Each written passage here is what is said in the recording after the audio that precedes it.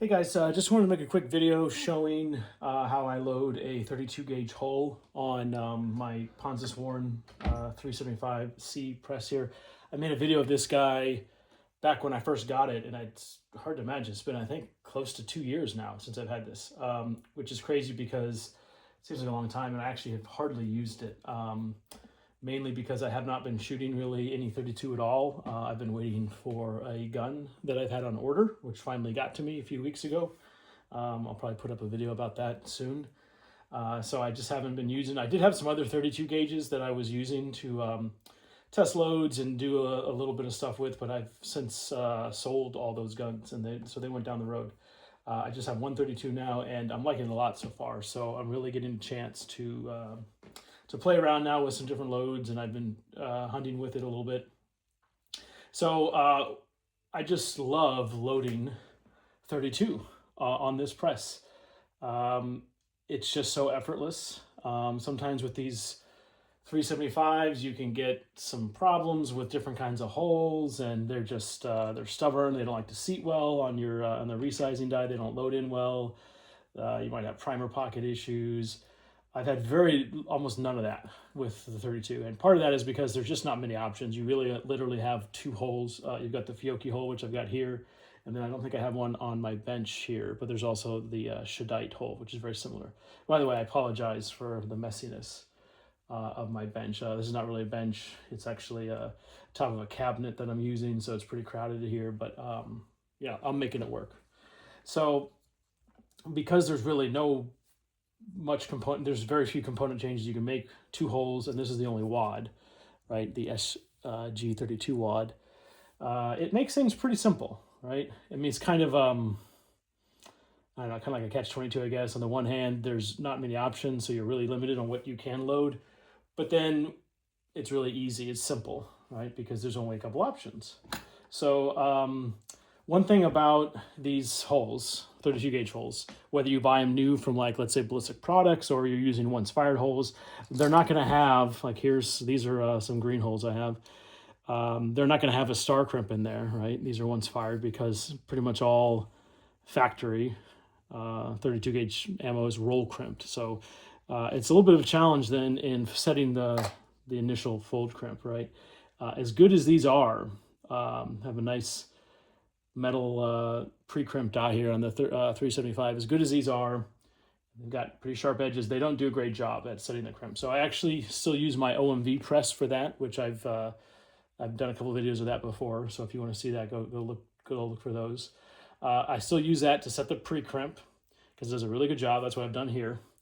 And then there's also this other crimp that basically it's just like this circular die. It just sets this radius around the bottom of the crimp. I think the point is it just kind of creates that shoulder for the crimp, and it just tucks it in more.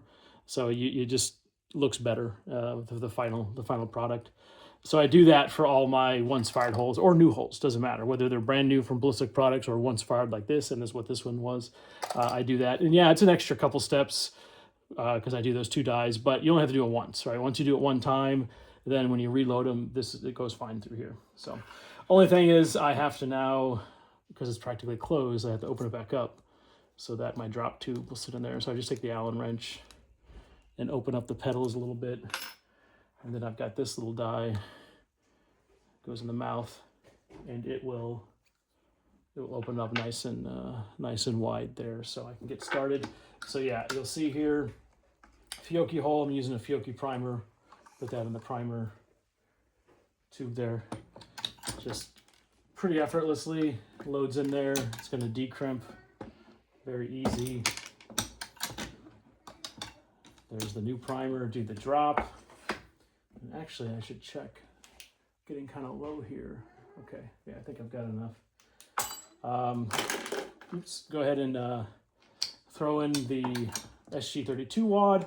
Now the nice thing about this press is I'm going to seat it in, and typically the reason why you're limited to only half-ounce loads with factory ammo is because there's just not a lot of room in this hole, right? It's only a 2.5-inch hole, and that wad, this SG32 wad, is pretty tall, right? It's got a big crush section, and This shot cup actually only holds about half the shot.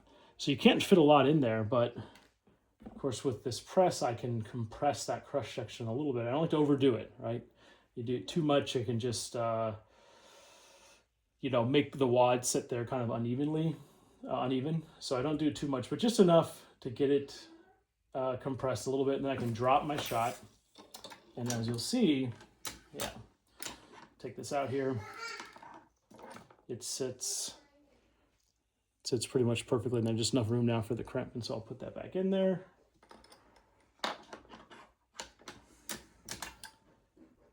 Okay, do the pre-crimp, and then the final crimp.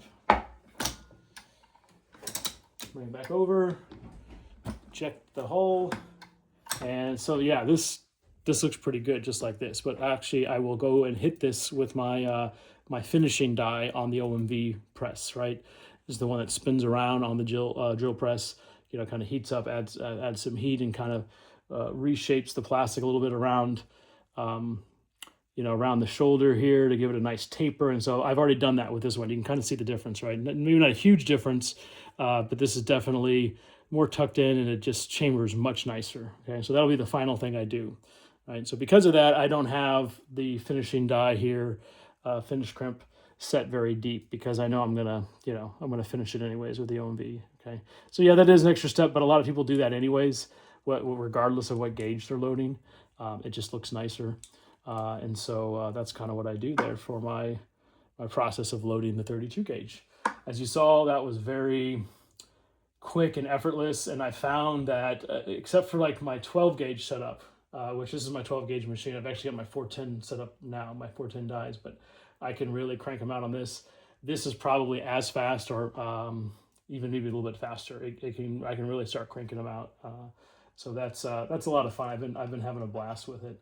I'm going to be doing a hunt with a preserve hunt with like some chuckers, maybe some pheasant here pretty soon. So I'll do a video of that with shooting my 32 gauge.